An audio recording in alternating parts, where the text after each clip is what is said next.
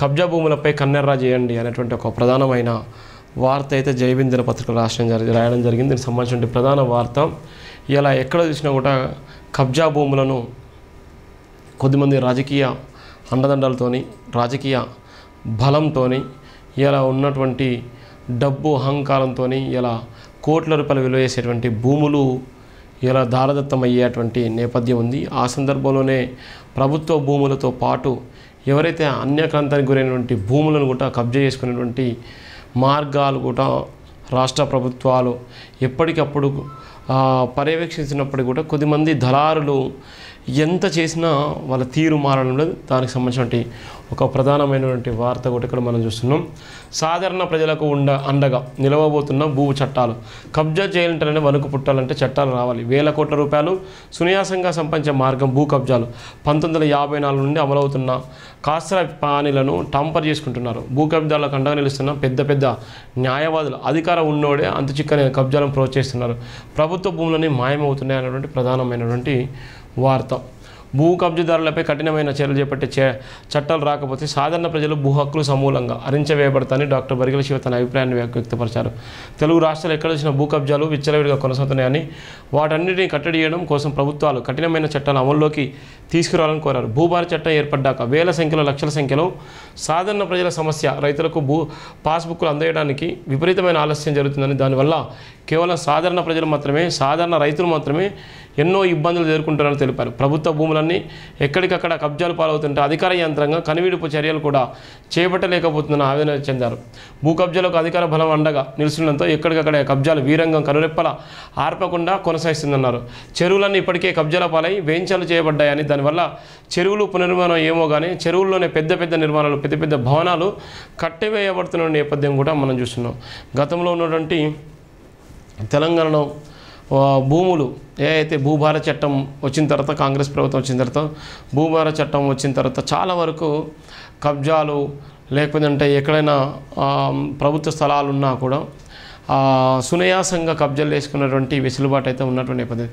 అదే తరహాలో సీఎం రేవంత్ రెడ్డి గారు హైడ్రాని తీసుకొచ్చి కొన్ని వేల కోట్ల విలువైనటువంటి భూములు అన్యక్రాంతానికి గురైనటువంటి భూములు బఫర్ జోన్ ఎఫ్టీలో ఉన్నటువంటి భూములు అన్నీ తీసుకొని మళ్ళీ ప్రభుత్వం ఆ భూములను స్వాధీనం చేసుకొని దానికి ఒక బందోబస్తు సెక్యూరిటీ నిర్మించి ప్రభుత్వ భూములను కాపాడేటువంటి ప్రయత్నం చేస్తున్నారు. ఈ తరుణంలోనే ఇలా ఉన్నటువంటి తెలుగు రాష్ట్రాల్లో ఎక్కడ చూసినా కూడా ప్రభుత్వ భూములు అయితే ఇబ్బందికి గురయ్యేటువంటి నేపథ్యం ఉంది. 1950 నుండి అమలవుతున్నటువంటి కాస్ర పానీలో కూడా ట్యాంపరింగ్ చేసి దాన్ని కబ్జాలు చేసుకునేటువంటి సునియాసమైనటువంటి ప్రయత్నం చేస్తున్నారు. వాళ్ళ మీద కఠినమైనటువంటి ఆంక్షలు విధిస్తే తప్ప ఎలాంటి ఇబ్బందులు ఉండవు. ప్రభుత్వ అధికారులు చర్యలు చేపట్టిన దేవాలయ భూములని దర్జాగా అమ్ముకుంటున్నాను, అదేవిధంగా అడవులను అక్రమంగా అమ్ముకుంటున్న వాళ్ళను కబ్జాలు చేస్తున్న వాళ్ళను కఠినంగా శిక్షించాలన్నారు. నాల భూములో ఇరుకురుకున ఇల్లు కడుతున్నారని ఇప్పటికే చాలా ప్రాంతాల్లో మున్సిపల్ అధికారులు అక్రమంగా కట్టిన ఇండ్లను కూల్చివేస్తున్నారని గుర్తు చేశారు. ఏ జిల్లాలోనైనా నాలను కాపాడుకుంటేనే ఆయా ప్రాంతాలు సురక్షిత ఉంటాయని ప్రతి 6 నెలలకు ఒకసారి నెలల పుడికలను ఖచ్చితంగా తీయాలని సూచించారు. భూభార చట్టం సామాన్యులను భయపెడుతున్నట్లుగా ఉందని చాలామంది సాధారణ ప్రజలకు సాధారణ రైతులకు భూభార చట్టంపై అవగాహన లేకపోవడమే ప్రధాన కారణమన్నారు. మీ సేవ కార్యాలయంలో తక్కువగా పనిచేస్తున్నాయని, వాటి వల్ల రెవెన్యూ అధికారులలో చురుగ్గా జరగాల్సిన పనులు ఆలస్యం అవుతున్నాయన్నారు. రెవెన్యూ చట్టాలు పనిచేస్తున్నాయా లేవనే స్థితిలో ప్రజలు ఇబ్బందులను ఎదుర్కొంటున్నారు. చాలా చోట్ల తప్పుడుగా నమోదైన పహానీలను సరిచేయబడ్డ రైతులు భూములకు పాస్బుక్లు ఇంకా అందడం లేదన్నారు. ప్రతి మండల రెవెన్యూ కార్యాలయంలో రిజిస్ట్రేషన్ చేయబడుతున్న భూములకు కూడా పాస్బుక్లు అందడం లేదని సాధారణ ప్రజలకు వాపోతున్నారని, 1954 సంవత్సరం నుండి కొనసాగుతున్న కాస్రా పహానీలను నిజమైన భూ హక్కుదారులుగా వ్యతిరేకంగా కబ్జాలు కొనసాగిస్తున్న భూ కబ్జాదారులు 1970 మొదలుకొని 1980 మధ్య కాలంలో సర్వే నెంబర్లు కావాల్సిన పాలనని ట్యాంపర్ చేసుకుని నకిలీ పత్రం సృష్టించుకొని కబ్జాలు చేస్తున్న వాటి వల్ల ఇప్పటికే ప్రజలు ఎంతో మనోవేదన చెందుతున్నారు. సేత్వర టిఫిన్స్ గ్రామ రక్షణ లక్ష్యాలకు ఆధారంగా సిద్ధపడుకోవాల్సిన పహానీలను హెచ్చుతగ్గులు సృష్టించుకుంటూ కబ్జాల మీద కబ్జాలు కొనసాగిస్తున్నారు.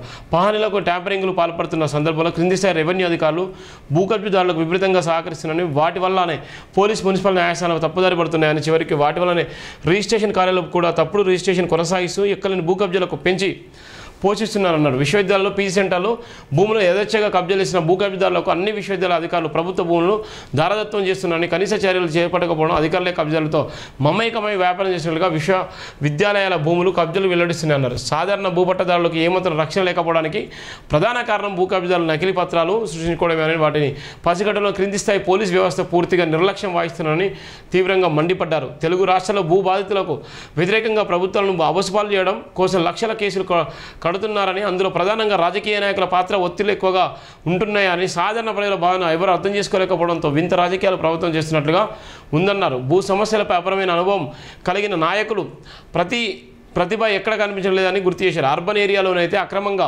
వేంచాలకు అనుమతులు ఇస్తున్నారని, చివరికి అర్బన్ లేఅవుట్లు, ప్లాట్లు, భూములు అమ్మకాలు ఆయా శాఖల అధికారులు భూ వ్యాపారాలు చేస్తున్నారని, అలాంటిది సాధారణ ప్రజల విషయానికి వచ్చేసరికి ఏమాత్రం పట్టింపు లేని విధంగా వ్యవహరిస్తున్నట్లు జరుగుతున్నటువంటి నేపథ్యం ఉంది. ఇక్కడ ఉన్నటువంటి భూములు ఎక్కడ చూసినా కూడా సునాయాసంగా భూములను కబ్జాలు చేసుకునేటువంటి ప్రయత్నం చేస్తున్నారు. సునాయాసంగా భూములను కబ్జాలు చేసుకొని ఇలా ఇష్టానుసారంగా చేసుకునేటువంటి నేపథ్యం అయితే మనం చూస్తున్నాం. దానికి సంబంధించినటువంటి ప్రధానమైన వార్త